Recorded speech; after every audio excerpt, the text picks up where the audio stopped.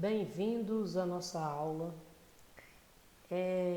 Na continuidade desse assunto sobre o período do Brasil colonial, em que eu tinha enfatizado já fatores como o povoamento e também a mineração, que fez parte dos ciclos econômicos do Brasil. Até então eu já enfatizei os ciclos econômicos do pau-brasil, o ciclo econômico da cana-de-açúcar e o foco maior, que foi o período de maior expansão, que foi o período do ciclo da mineração, que ocorreu na região que hoje corresponde à região sudeste do Brasil. Durante os séculos XVIII, passa a ocorrer no Brasil algumas mobilizações de movimentos de revoltas populares. Os historiadores dividem esse período em revoltas. Na história do Brasil, ele é dividido em revoltas nativistas e revoltas separatistas. As revoltas nativistas, que é o que a gente vai enfocar hoje, eram revoltas que representavam a insatisfação da população em relação ao governo português, porque esse governo não atendia as necessidades da população local, né? Já as revoltas separatistas eram revoltas que tinham um objetivo maior, que era já separar o Brasil de Portugal, do domínio português. Então, observe bem que essa classificação ela fica, então, bastante clara, né, no que diz respeito.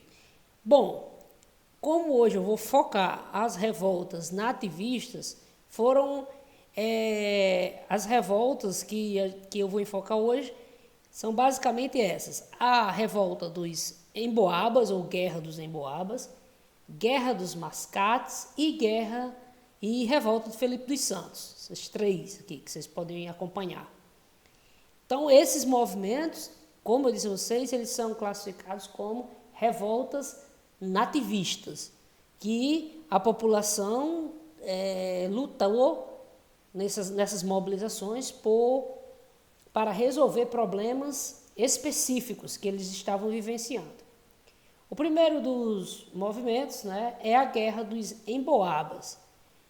Essa Guerra dos Emboabas ela vai surgir a partir do momento que os paulistas, por terem sido os primeiros a descobrirem ouro no interior do Brasil, na região de Minas Gerais, que hoje corresponde a Minas Gerais, achavam-se no direito, né, de dominar aquela região e explorar o ouro. No entanto, isso foi uma grande decepção para os bandeirantes paulistas, que começaram a enfrentar, né,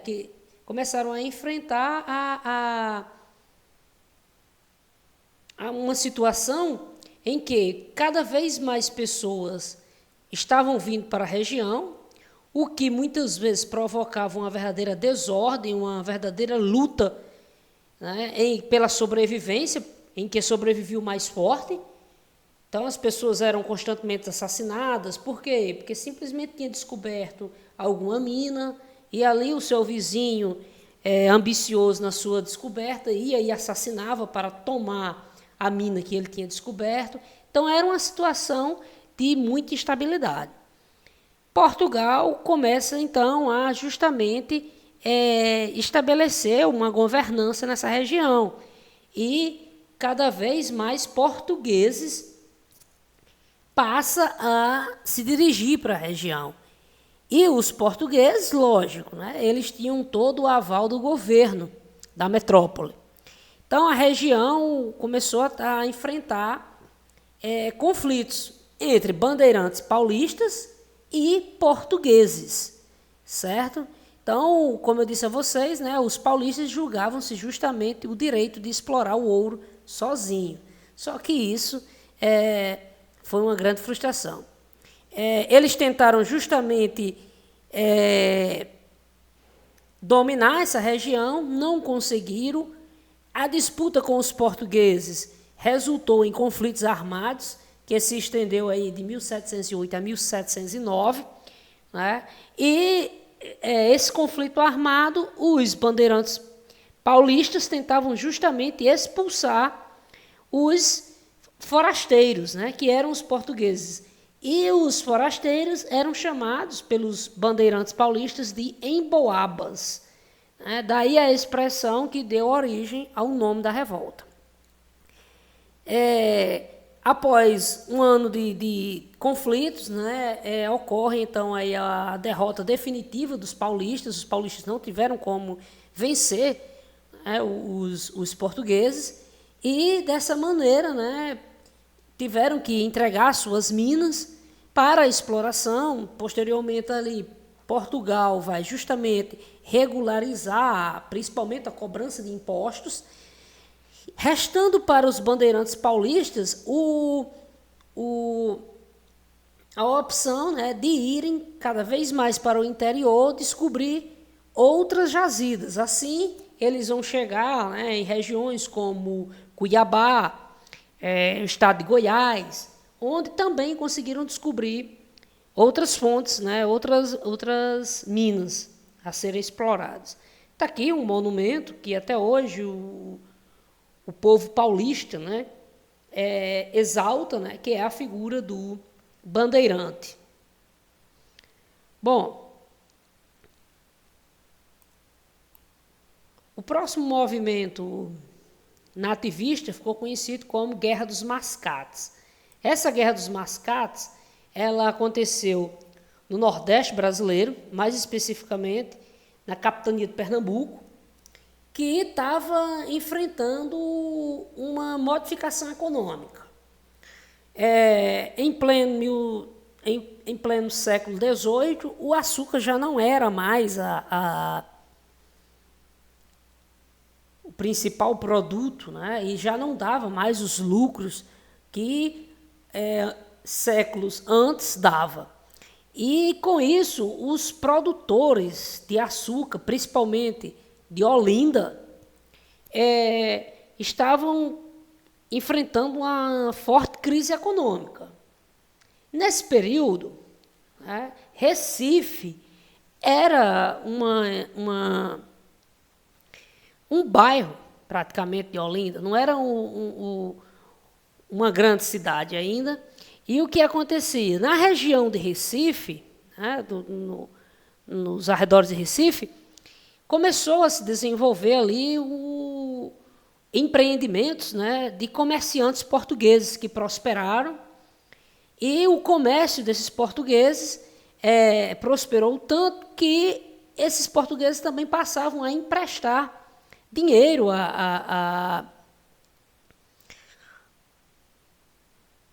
aos senhores de engenho que viviam em Olinda. Só que os senhores de engenho, eles mesmo endividados, mas eles tinham ainda todo aquele orgulho, aquele autoritarismo, né, de senhor de engenho, que era praticamente um grande chefe na região. No entanto, a situação econômica e política tinha mudado. E com o declínio financeiro desses senhores de engenho, e a ascensão desses comerciantes, né, foi inevitável uma disputa na região, né, uma disputa financeira e também política.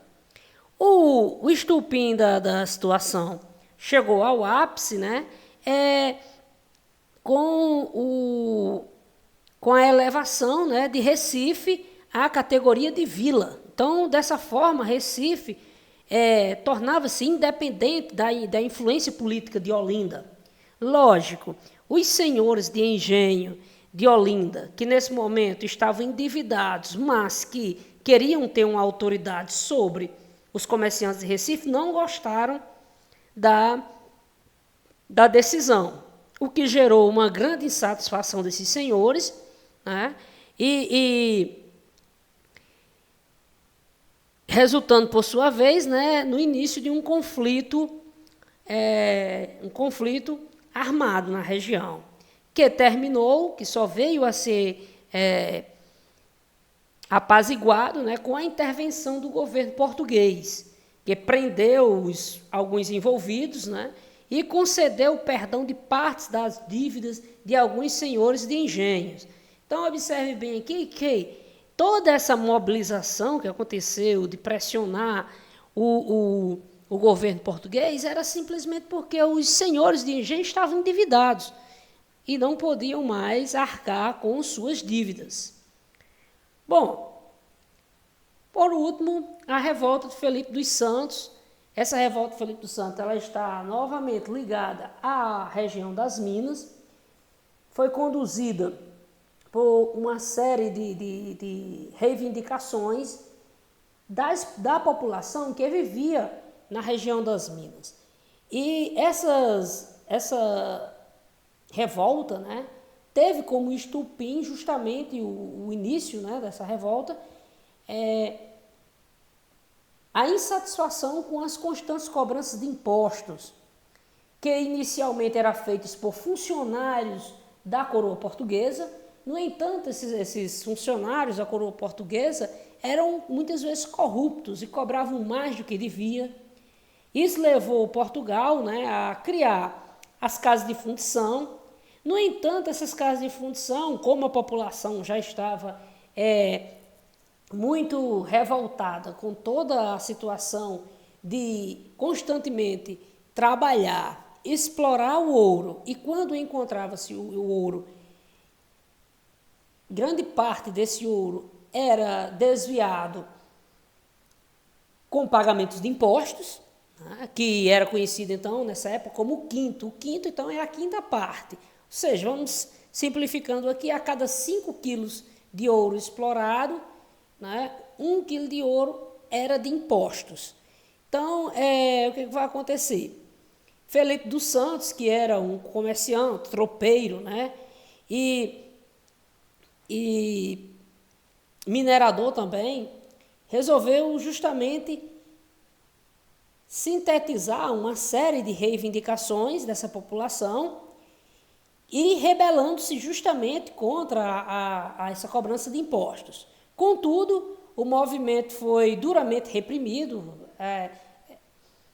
principalmente devido ao fato de os mineradores eles se organizarem e acontecerem também, além das reivindicações, ocorreu também uma certa revolta, né, destruindo patrimônio que era da coroa portuguesa.